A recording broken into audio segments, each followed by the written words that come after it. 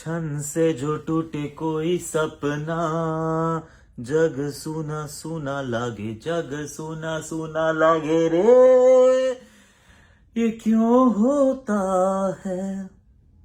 आ गए आप?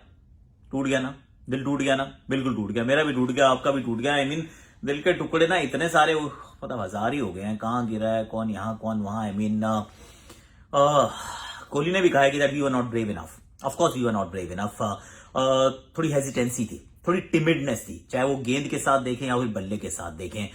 बल्लेबाजों की तरफ तो आप बात जरूर करेंगे, क्योंकि बैटिंग ऑर्डर में भी तो बहुत उथल पुथल मचा दी गई। एक ही तो मैच हारे थे, पर सडनली बैटिंग ऑर्डर इतना ऊपर नीचे। ईशान किशन को खिलाना जरूरी था क्योंकि स्काई अवेलेबल नहीं थे, पर क्या ईशान को ओपन करवाना जरूरी था? क्या रोहित को ओपनिंग स्लॉट से नीचे भेजना जरूरी था? Virat Kohli who is a dynamite at number 3 वो 4 पे आए, और उसके बाद बल्लेबाज बिल्कुल भी ना चल पाए। इस सोडी, मिचेल सैंटनर, आई मीन दो स्पिनर्स जो 2016 में भी हमारे मतलब जान का खतरा बने थे, हमें मैच हरा दिया था उन्होंने नागपुर के मैदान पर। 5 साल बाद भी वही कहानी है, एक बार फिर हमारे सामने आते हैं, हमें फिर धराशायी कर जाते हैं। What have we learn so far? Are we actually playing वो थोड़ी सी पुराने स्टाइल ऑफ T20 क्रिकेट, जबकि world in T20 cricket has moved on. क्योंकि अगर आप बेबाक नहीं है, बेखौफ नहीं है, बिंदास नहीं है, तो फिर आप वो T20 के रॉक स्टार नहीं है। बहुत कुछ सीखने को मिला इस मुकाबले से। 8 विकेट से जीत मिली है न्यूजीलैंड को। एक बार फिर भाई आईसीसी के इवेंट में न्यूजीलैंड ने हमको हरा दिया है। न्यूजीलैंड के खाते में जीत, हमारे खाते में सिर्फ निराशा है। और आज का मेरा आपके लिए जो सवाल है वो ये है कि which pair have put on the highest second wicket partnership? Second wicket partnership पूछ रहा हूं across all India versus New Zealand T20 eyes. I mean इसके जवाब में आपको थोड़ी सी खुशी मिलेगी। म्यूचुअल फंड सही है प्रेजेंस आकाशवाणी। म्यूचुअल फंड सही है प्रेजेंस हैशटैग आकाशवाणी। और हैशटैग आकाशवाणी। थोड़ा सा उदास हूं मैं, निराश हूं मैं। दिल टूटा है। दिल टूटा इसलिए क्योंकि उम्मीद थी यार डू और डाई एनकाउंटर हो। इनफैक्ट मुझे तो याद आ रहा है जिस तरीके से मैच का बिल्डअप कर रहा था, डू और डाई, आज नहीं तो कभी नहीं। Kane versus Kohli, fire versus ice, this is India versus New Zealand और ऑल ऑफ दैट। पर मुकाबला इस तरीके से बिल्कुल नहीं घटा। टॉस ऑफ कोर्स भारत हार गया। अब आप टॉस हार सकते हैं, और मैं बिल्कुल एक बार भी ये मानने को तैयार नहीं हूं कि आप टॉस हार गए इसका मतलब मैच हार गए। आई मीन अगर टॉस से ही अगर मैच का डिसीजन होना है तो फिर थोड़ा यार फिर इतने साल मेहनत करने की क्या जरूरत है? फिर हम अपने आप को क्यों कहें कि हम जबरदस्त टीम है, क्योंकि टॉस हमारे हाथ में नहीं है। और लेट्स बी ऑनेस्ट, ड्यू आई भी नहीं।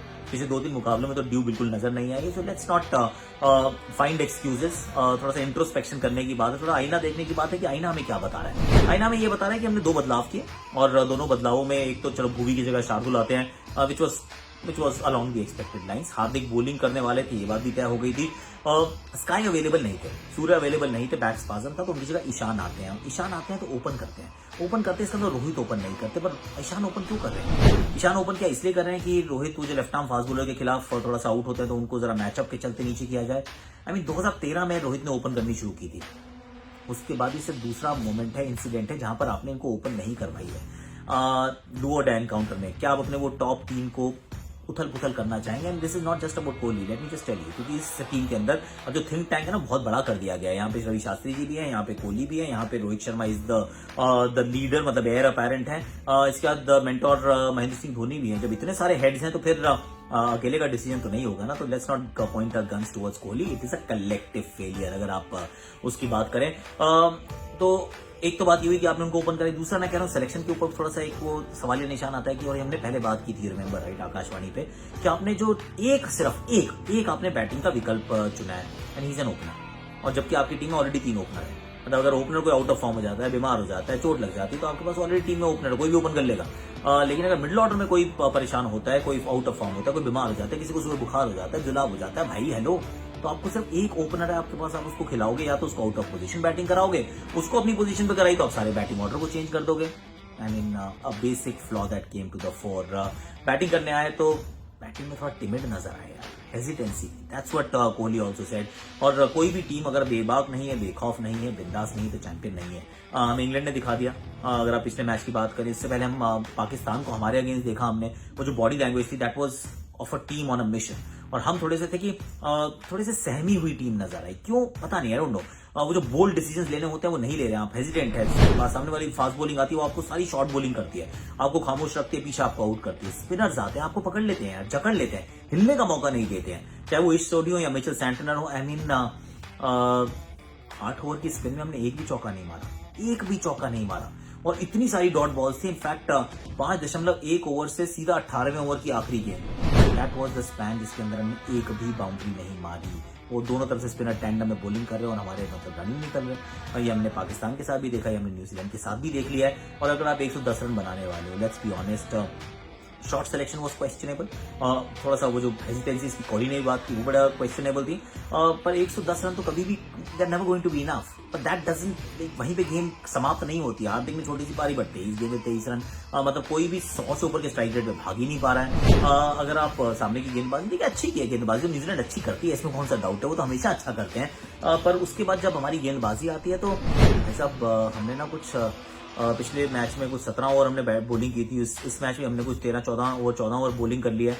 हमने सिर्फ 2 विकेट चटकाए हैं यार, सिर्फ 2 विकेट हमने चटकाए हैं। पिछली बार 150 रन इतने कम नहीं होते कि आप 3-4 विकेट ना लो, और 110 रन भी इतने कम नहीं होते कि आप 3-4 विकेट ना लो। इनफैक्ट वेस्ट इंडीज ने जब 55 बनाया तो 4 तो उन्होंने इंग्लैंड के भी आउट कर दिए थे, और हमने मतलब टोटल 2 मैच में हमने 2 विकेट लिए हैं यार। तो हमारी bowling also is looking absolutely मतलब टूथलेस राइट नाउ, कि मतलब उसमें पेनिट्रेशन नजर ही नहीं आ रहा है। बुमराह के अलावा कोई ऐसा गेंदबाज नहीं लग रहा कि जो जाएगा और विकेट चटकाएगा। तो फिर sorry it's not a great story. Kane Williamson was again there, और डैरिल मिचेल अर्धशतक, अपना पहला T20 अंतरराष्ट्रीय अर्धशतक चूक गए 1 रन से, और उन्होंने लेकिन ये बता दिया कि भाई म्यूचुअल फंड्स या बैटिंग की पिच हो, भाई लंबे समय तक टिके रहना ही बिल्कुल सही होता है। तो Daryl Mitchell was very good.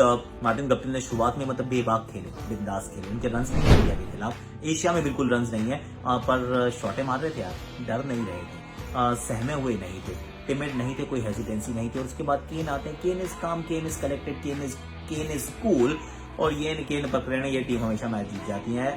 और एक और मुकाबला ये जीत गए, अंत तक वो रहे नाबाद।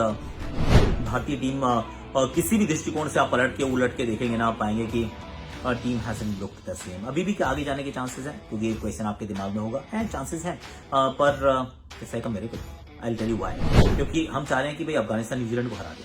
पहली बात तो ये होगा क्या, आई डाउट इट। चलो मान लीजिए हो भी जाता है, 7 तारीख को मैच है, वो मान लीजिए हरा भी देते हैं। पर अगर अफगानिस्तान न्यूजीलैंड को हराता है तो ऑलरेडी पता है उनका कहाँ है नेट रन रेट, बहुत ऊपर है बाबा। और हम उनको अगर 150 रन से या 100-150 रन से नहीं हराएंगे तो उनका नेट रन रेट उतना खराब नहीं होने वाला। तो हम ये सोच रहे हैं कि न्यूजीलैंड को अफगानिस्तान हरा दे, उसके बाद हम अफगानिस्तान, स्कॉटलैंड, नमीबिया को हराएं, और हर मैच में हम 100, 125, 150 रन से जीत जाए। I mean chances are not great, let's be honest. एक दूसरे से हम झूठ नहीं बोल सकते, आईने से हम झूठ नहीं बोल सकते। सच ये है कि थोड़ा सा ये T20 क्रिकेट के थोड़े रिवैम्प का समय आने वाला है। अगर हम इतनी बड़ी हम T20 की लीग हमारी रहती है तो फिर शायद T20 स्पेशलिस्ट की तरफ देखने का समय आने वाला है। We have to revamp the way we play our T20 cricket, एक अलग अंदाज में। चाहे मतलब हर बार जीत नहीं मिलेगी, बहुत बार सीख मिलेगी, पर अभी भी ऐसा कई बार प्रतीत होता है कि हम T20 क्रिकेट भी शायद वनडे फॉर्मेट में खेलते हैं। Sometimes we feel like that. Anyway, एक मैच खेलने से टीम खराब नहीं होती है, एक मैच हारने से टीम खराब नहीं होती है। तो उम्मीद यही है कि they'll bounce back, they'll win, even if we don't qualify. लग रहा है कि शायद नहीं कर पाएंगे क्वालिफाई, तो भी we give a good account of ourselves. अपनी कोशिश पूरी करेंगे।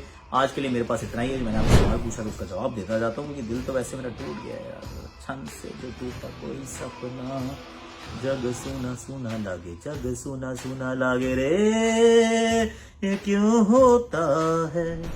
किस पैर ने बनाई थी दूसरी विकेट के लिए सबसे बड़ी साझेदारी, इंडिया वर्सेस न्यूजीलैंड के T20 आए इसमें। केएल राहुल और विराट कोहली 99 बनाए थे ऑकलैंड में, ये 2020 की बात है। ऑकलैंड में 2020 में यही 2 खिलाड़ी थे। इतने अगर ये दोनों मिलके बना देते ना कल के मैच में, इंडिया मैच ही जीत जाता है। आज के लिए इतना है, कल फिर मिलेंगे। यू वॉचिंग म्यूचुअल फंड सही है प्रेजेंस #आकाशवाणी। जाते जाते आपके शॉर्ट्स और सुनते जाइए मेरी आकाशवाणी। खेतों में बनाई है पिच, हल्का सा कदमों का इस्तेमाल, गेंद भट्टा इन्होंने चक दिया फट्टा। ओह वाह, गेंद गई बाजू वाले खेत में। GOAT गोट्स, वाह।